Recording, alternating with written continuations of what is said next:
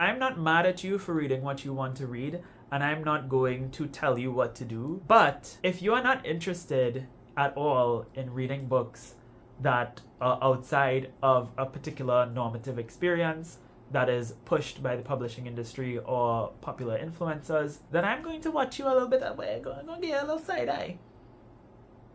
Alright, so we're back with an old-fashioned discussion video. Books on my social life, going back to the classic days. This is my gig. This is what I was known for back in the booktube day of 2019, 2020. Today I want to discuss a topic that I've kind of touched on in the past, and actually I've made a few videos, not really about this specific thing that I'm going to be talking about, but about the wider general topic, which is like diversity and reading diversely. I've made quite a few videos on the topic, but there's two that I remember in particular that I get a lot of responses on, and one was a video where I talked about why I don't read books by white men, and then I had another video that I privated because it was very messy, but it was basically like a rant about I hate when people tell me this. And that's actually what I'm going to be talking about today, the thing that I hate when people tell me. And that is when I talk about what I read and the fact that I center a lot of authors of color, global south writers, authors from Muslim and Caribbean backgrounds, books that follow queer people and queer characters written by queer authors,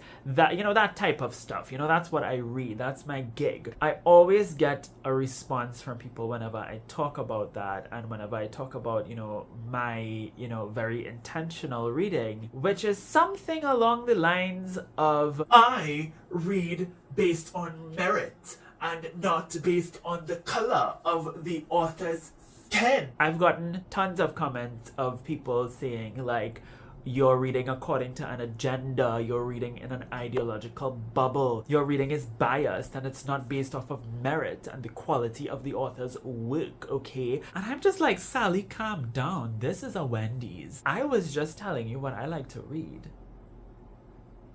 You don't need to get defensive. Okay, so background. I've already talked about my reading journey and how I got into reading on this channel several times. I don't need to beat it over your head. But basically, I started reading as a hobby and avidly around 10 years ago when I was 17. It was 2014 and I had just discovered BookTube around the time that I started reading. So my reading life has always heavily been intertwined with my BookTube life. I never really had a reading life before BookTube. And so when I was watching BookTube, all I wanted to read was what everybody was talking about. So in that first year, I was reading Hunger Games, Divergent, Harry Potter, The Diviners, The Fifth Wave, John Green, We Were Liars, Gail Forman. These were the books that were on my reader. These are the books that I was interested in reading, and it took me a hot minute to realize oh, I'm reading a bunch of white people books, which is fine. There's nothing inherently wrong with that, but when it is everything that I read, especially being someone who's not white, who is not represented in any way in those stories, I could see myself in them for sure in some aspects of the characters,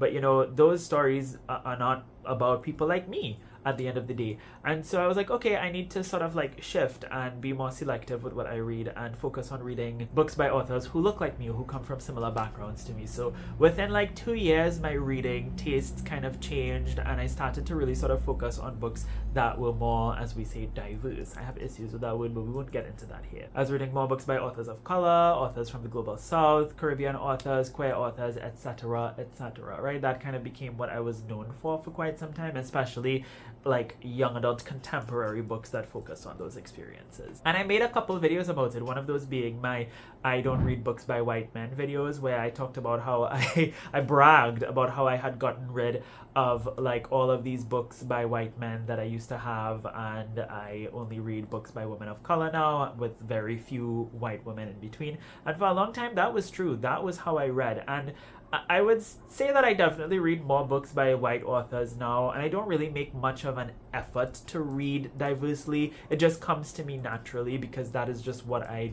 genuinely gravitate towards. So whenever I shared this story on YouTube or talked about it in videos, I always get this comment of I don't care about the color of the author's skin. I don't care about who they are. Just tell me a good story.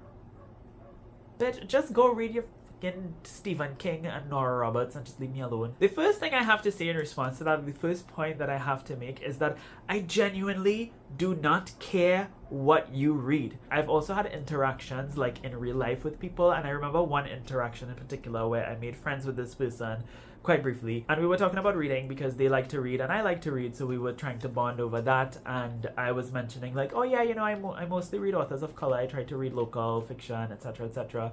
And he gave me the same response, merit, and I found the response to be so interesting because it was almost like he was getting defensive. What are you defending? I wasn't even telling you that you should do this.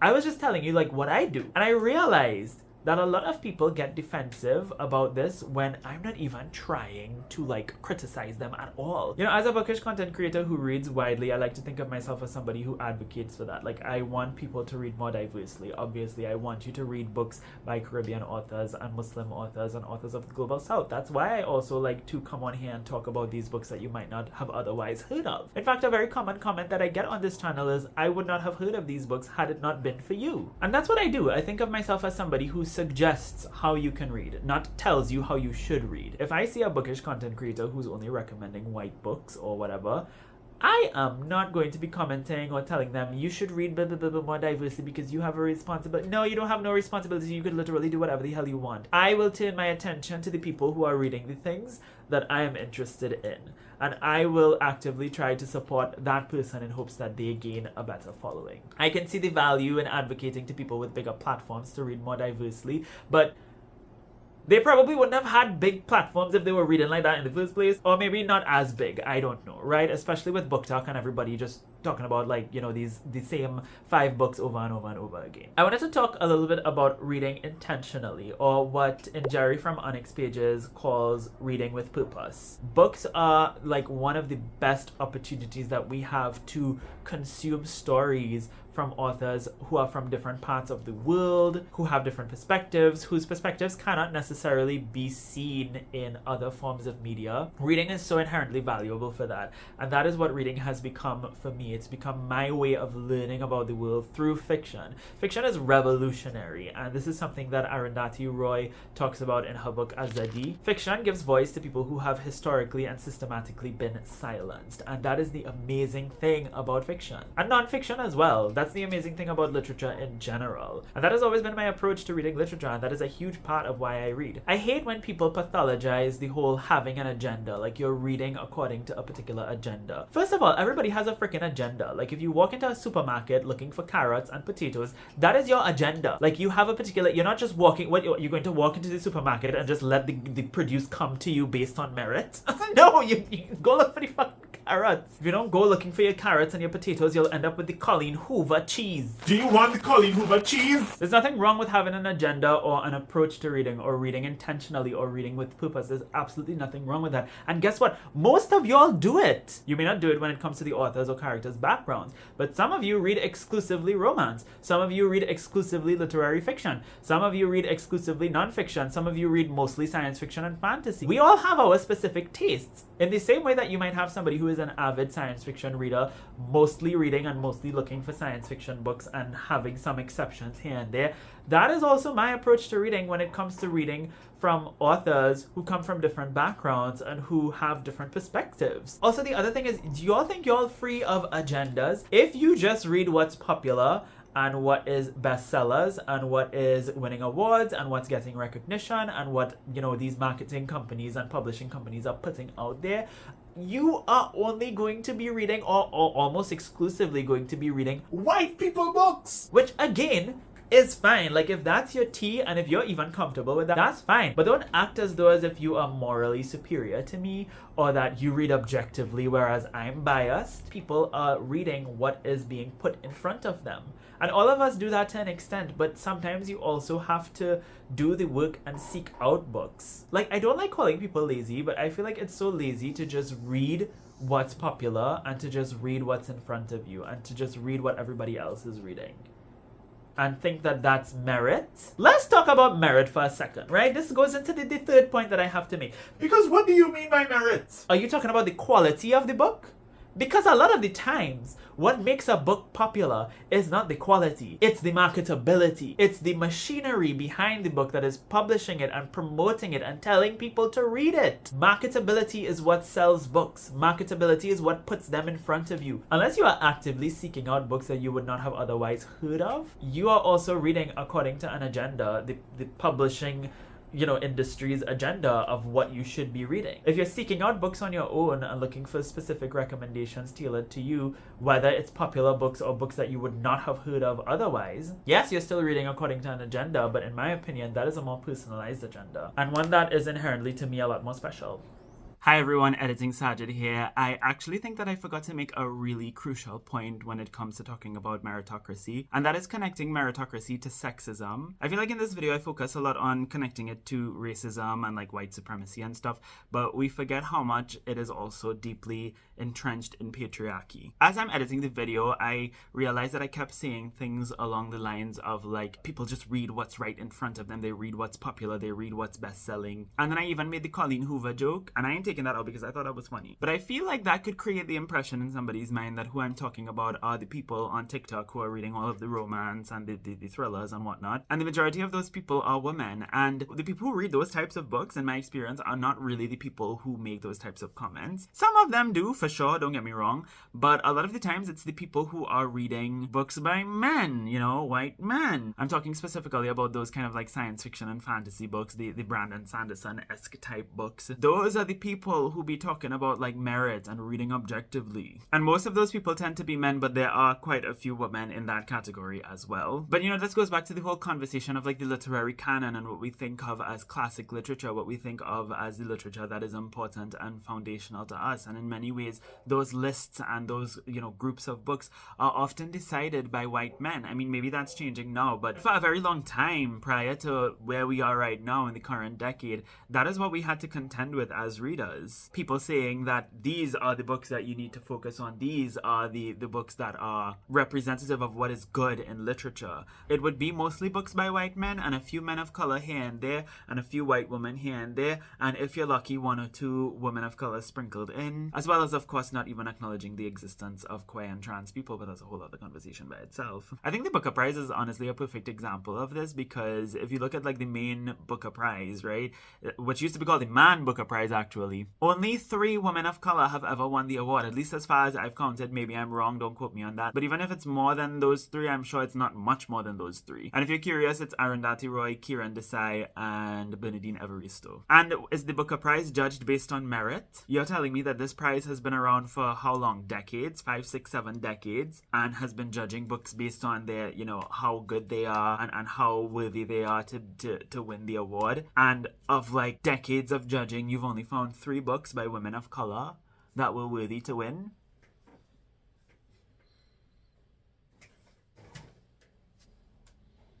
The final point I want to make is going back to that whole video of me talking about, not reading books by white men and avoiding books by white men and prioritizing women of color. As I said, for the most part, I still prioritize reading books by authors of color, by women of color, by queer authors, blah, blah, blah, all of the things that I just listed out. But I wouldn't say that I am as hardline about avoiding books that do not fit that criteria anymore. Going back to me reading mostly white authors in the beginning and then becoming conscious of that and sort of like making a kind of an extreme reactive shift, like, oh my god, I'm reading only books by white people, I need to read more of it diversely. So, I did a full 180. Now I think I'm secure enough in myself as a reader where I don't feel like I have to like super actively avoid certain books and pick out certain books because of the circles that I'm in, because of the people that I follow online, because of what I'm genuinely interested in. I come across the books that are tailored to my interests. There have been days or weeks or months where I end up reading more books by like white global north authors than I end up reading books by local authors or regional authors. And that's fine because I know that I'll get back to reading what I normally read. You know what I mean? Like I know that I'll get back to that, but I'm open now to more options and I'm less likely to avoid things that I feel doesn't fit my particular criteria. One time I even made a video where I talked about why I would never read classics, and this was another one of those videos that was similar to the other videos that I made about like, reading diversely and whatnot. And in that video I talked about how, I'm not interested in reading these old dead white people classics, and I want to read classics from the global south and from authors of color and all that kind of stuff. And now, most of these books by white people. I think back then I wasn't very secure as a reader and I felt like I needed to actively avoid these types of books in order to avoid becoming the kind of person who reads based on merit. And I think part of that is because in addition to reading and collecting some of these classics here, I've also been reading and collecting classics from other parts of the world, from authors who come from different backgrounds. So there's a balance, you know. I will admit that there's probably some level of insecurity that comes with putting a lot of effort into reading diversely. And I think I saw it not just with myself, but a lot of other creators at the time that the conversations around reading diversely started to happen. A lot of us were reflecting on what we were reading and saw that it was mostly white, mostly straight, mostly whatever. And so we tried to compensate for that by, you know, going out and reading all of the diverse books and whatnot. And I think for some people it became kind of like a quota thing, like, did I read enough Black authors, did I read enough Latino authors, did I read enough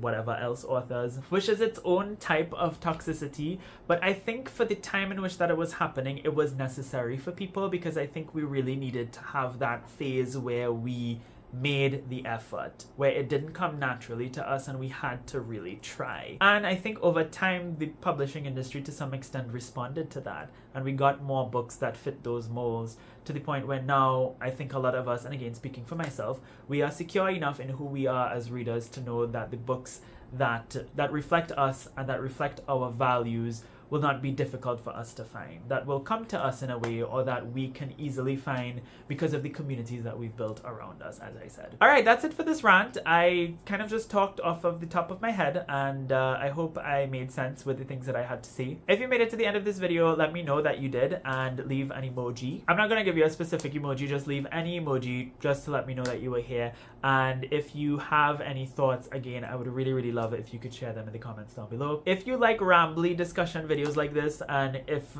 the books that I talked about that I read sound interesting to you and you'd like some more recommendations from me, maybe subscribe, stick around, like this video, and see if there's anything here on this channel that is worth something to you. That being said, thank you all ever so much for watching this video. I hope you have a lovely day, and until next time, inshallah, keep reading.